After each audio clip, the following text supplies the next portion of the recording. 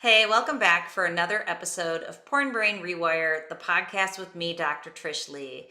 Today, let's talk about the overarching theme of social media addiction. Today, I'm going to drop a truth bomb on you about social media and screen use. Number one, we're going to talk about what social media is and how, in fact, it perpetuates a dopamine dependency and a compulsion. Number two, we're going to talk about your brain performance pattern. So, what is your brain doing, and how does social media serve the need? And social media is serving it, but unfortunately, it's making that brain pattern worse. Number three is your brain hack strategy for today. So, let's dive in. People ask me all the time, what is considered porn?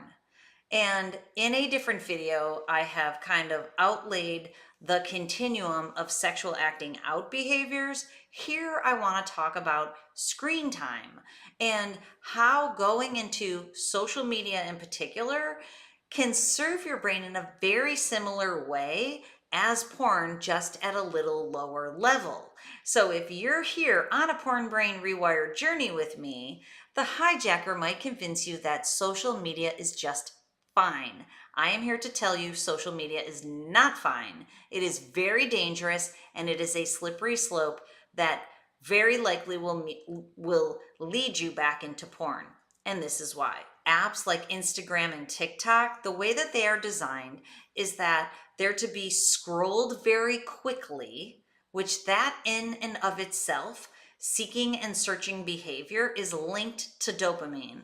So the more you seek and search for the perfect thing to watch, you can see where I'm going with this, that is very much related to the way that porn sites are designed for you to seek and to search and to find the item with the most amount of dopamine to consume to give your brain a hit of dopamine. Social media does it at a lower level. So you're seeking, you're scrolling, your brain is becoming wired and tired because of that activity and just being exposed to the screen itself. The act of scrolling, seeking, and searching is going to make your brain feel good in the moment, but it's also going to put your brain in that wired and tired pattern. So now you find something that you want to watch because it's the highest level dopamine producing video for you. Now, let's be honest, many of the videos that you will stop on, or even the still images, are sexual in nature. Are you on social media for lower level sexual media? Be honest with yourself. Because if you're there to consume still images and videos that are sexualized, you are using social media as a lower level porn influenced activity. If that's not the case for you, it still is a dangerous activity that you can lose countless minutes and hours to, and you can lose that zest and that vitality for life because you're going into the screen for videos and images that are giving your brain dopamine. In doing so, you're linking your brain to the screen, not linking your brain to your life. So what social media does is the pleasure molecule of dopamine, which motivates you back for more pleasure and more of it at higher levels, will be linked in your brain to the screen. We know we see so many people that if you have to wait for 1 minute at the bank, this would be a moment where it's like 1 minute where the girl walked away. She's going to be back in 1 minute. But people's propensity is to pull out their phone and fill that 1 minute with social media scrolling because you can't really do anything intentional in a minute. Which brings me to the next point about social media. Social media is a passive consumption activity, not an intentional consumption, nor is it an intentional production activity for most people. It's passive.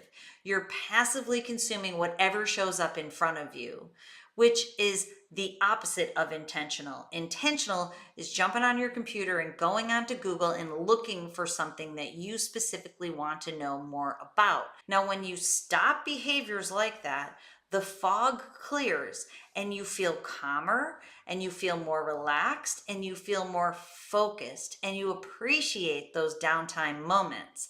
Now, we know when it comes to social media and especially porn that the reason people keep going back is to offset stress. Another reason is to offset boredom.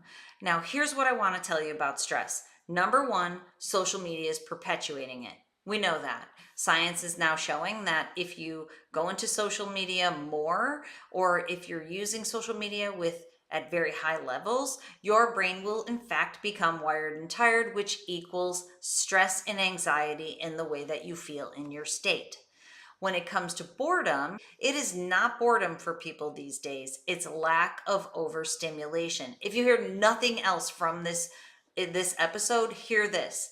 Your brain is overstimulated, wired and tired. What I want for you is that you rock out your best life. You cannot rock out your best life intentionally, on purpose, passionately, fired up about your contribution and your connection to community if you're passively consuming other people's mindless, sexualized content. Those two things do not go together. I want you to rock out your best life, which means we need to tone down and most likely eliminate social media. Moving on to number two. In terms of number two, we know that what happens in your brain is that your brain ends up using the speeds and the extremes. A wired and tired brain is one that is using the extra fast speed and the extra slow speed simultaneously. I call it strained brain. If your brain's using extra fast, it's stressed. If your brain's using extra slow, it's fatigued and overwhelmed.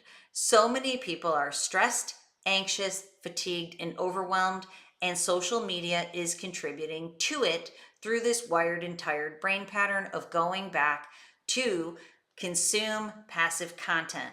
If you weren't in the screen consuming that content, your brain would get time for that energy to come down and for you to recover so that when it was time to get back into your life and to perform purposely, you could do so.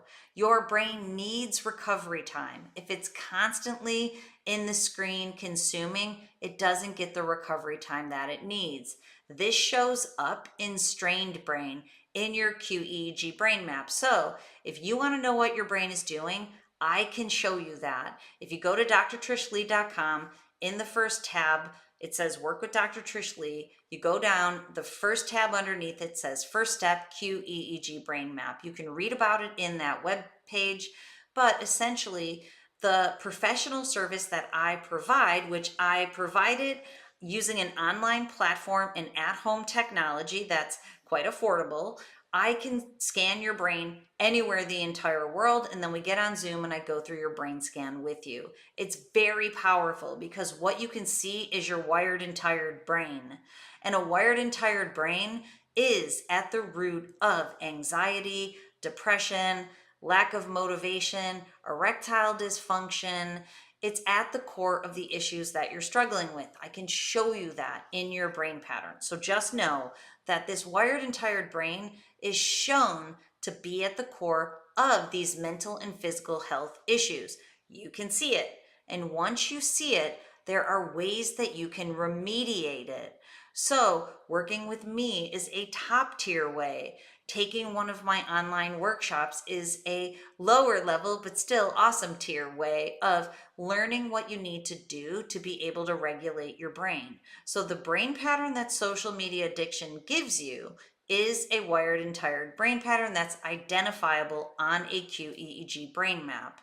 Once you see it there, you can use the wonders of neuroplasticity to take those extreme speeds that are being used too much and to decrease them and increase the use of calm focus in the middle. What that does is it helps you feel great. And people that I work with, I just got off the phone with one of my clients and he's like, I have never felt this way. Never. He's like, I told my wife, I've never felt this way before. That's number two, what's going on in your brain. Let me give you your brain hack strategy for the day. First of all, part of my job is to increase your self-awareness. So let's look at how much you're on social media. Look at your screen time, go into your app. My screen time, it usually delivers it to me on Sunday mornings. Mine was down 20% last week. And I'm not a person who uses social media, so usually mine is for work. But look and see how much you're on social media. It might blow your mind.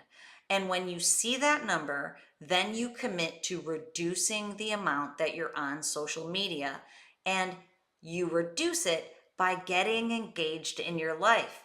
Go do things that produce dopamine that are associated with real world experience. I'm telling you, stay out of sexual media. You will thank me. Your brain will certainly thank me.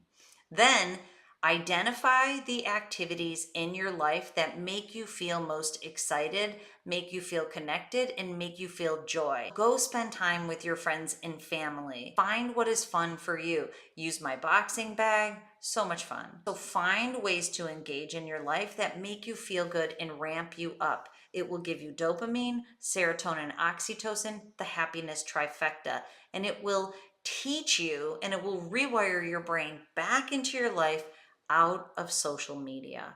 Okay, I hope this helps. And as always, control your brain or it'll control you. I'll see you next time.